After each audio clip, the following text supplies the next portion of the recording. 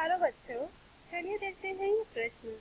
मान लीजिए कि a बराबर 1 2 3 4, b बराबर 1 5 9 11 15 16 और f बराबर 1 5 2 9 3 1 4 5 2 11 या निम्नलिखित कथन सत्य है। f a से b में एक संबंध है। इस प्रश्न को करने के लिए हम इसकी मुख्य अवधारणा देख लेते हैं।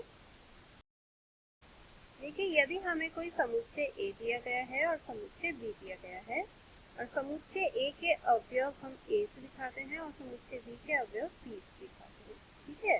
और कोई संबंध R है जो A से B पर परिभाषित है, तो हमेशा जो R मतलब कि जो संबंध होगा उसके अवयव A B के रूप में होंगे, जहाँ पे पहला अवयव, इस क्रमित युग्म का पहला अवयव पहले समुच्चय का अवयव होगा और क्रमित युग्म का दूसरा अवयव दूसरे समुच्चय का अवयव होगा।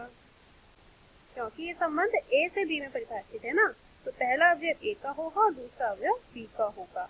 अब यहाँ पे एक समुच्चय दिया गया है जिसमें क्रमित युग्म है और कहा है कि ये संबंध है A से B में। अब हमें बताना है कि क्या ये कथन सत्य है कि ये A से B में एक संबंध है। तो अपने प्रश्न पर आते हैं।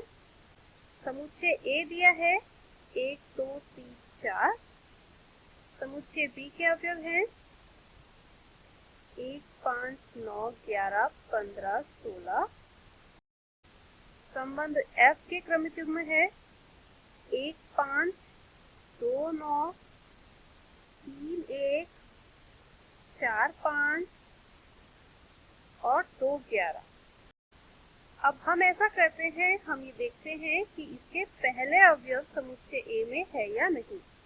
इस संबंध के पहले अवयव हैं 1 2 3 4 और 2 हम पहले लिख चुके हैं। अब क्या ये वाला समुच्चय A के बराबर है?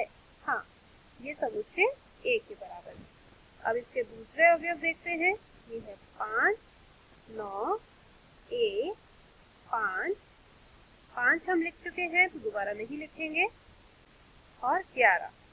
क्या ये सारे अवयव समुच्चय B में आ रहे हैं? 5 भी आ रहा है, 9 भी आ रहा है, 1 और 11 भी आ रहे हैं।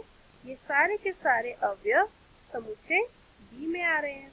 तो यहाँ से हम क्या देख पा रहे हैं कि इस संबंध के पहले अवयव समुच्चय A से हैं और दूसरे अवयव समुच्चय B से है।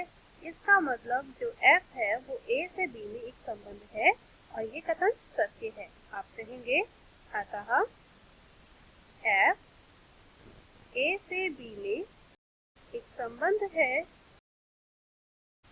यह कथन सत्य है। मैं आशा करती हूँ इस मुख्य अवधारणा की मदद से आपको इस प्रश्न का हल समझ आया होगा। धन्यवाद।